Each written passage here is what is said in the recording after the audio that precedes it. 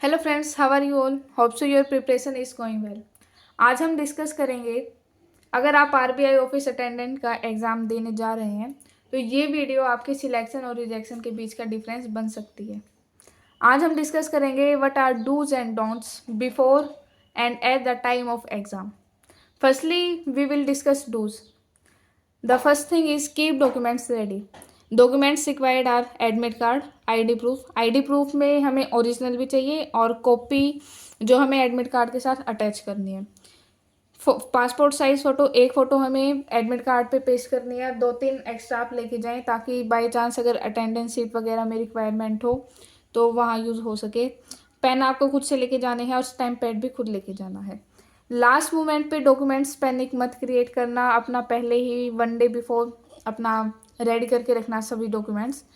The second thing is sleep properly. It is one of the main point of dos, क्योंकि अगर आपकी नींद पूरी नहीं होगी या आपका टायर्ड माइंड होगा, टायर्ड माइंड होने से आपकी सिली सिली मिस्टेक्स हो सकती हैं जो कि हमें इस एग्ज़ाम में बहुत अवॉइड करनी है। The third thing is reach exam centre early. हमें एग्ज़ाम सेंटर पे अर्ली पहुंचना है। 3 शिफ्ट है एग्ज़ाम की 1 मार्च को, 8 AM, 11:30 AM और 3 PM। सो आपका रिपोर्टिंग टाइम ये दे रखा है एडमिट कार्ड पे, तो आपका जो रिपोर्टिंग टाइम है उससे एडमिट कार्ड में भी मेंशन है कि 15 मिनट पहले तो आपको पहुंचना ही पहुंचना है। तो एडवाइस ये रहेगी कि आप थोड़ा और जल्दी पहुंच जाएं। And the fourth point is attempt strategy. आपकी अटेम्प्ट स्ट्रेटजी क्या रहेगी इस एग्ज़ाम में? तो यहाँ आपको सबसे पहले आपका स्ट्रॉन्गेस्ट सेक्शन करना है, चाहे वो मैथ हो, रीजनिंग हो, इंग्लिश हो, जीके हो।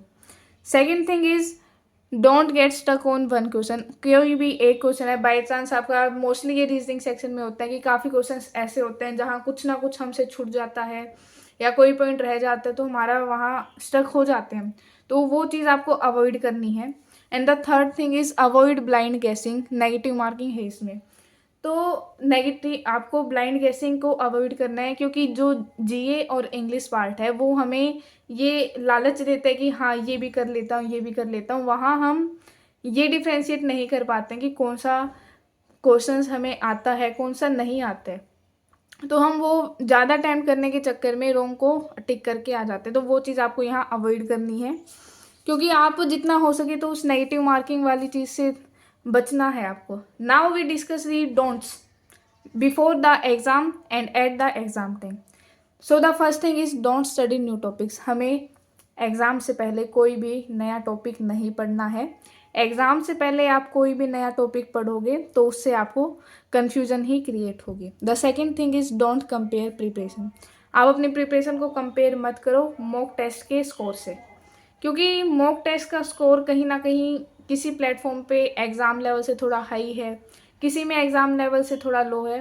तो आप मॉक टेस्ट के मार्क्स से ये आइडिया नहीं लगा सकते कि आपका एग्ज़ाम में क्या स्कोर रहेगा और क्या आपकी कट ऑफ क्लियर होगी, सिलेक्शन होगा या नहीं। तो वो चीज़ आप मत सोचो।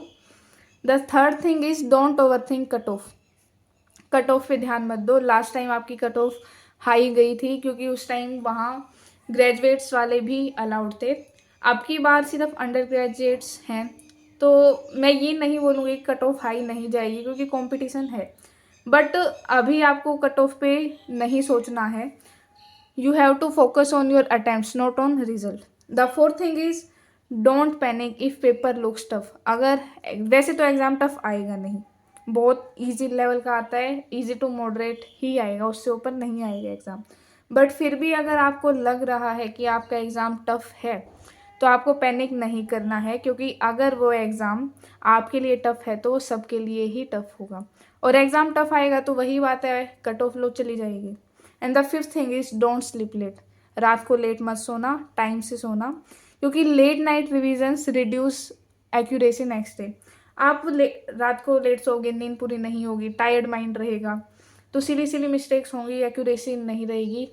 तो हमें मेन एग्ज़ाम में यही रखना है कि हमारी एक्यूरेसी और स्पीड दोनों की दोनों मेंटेन रहीं।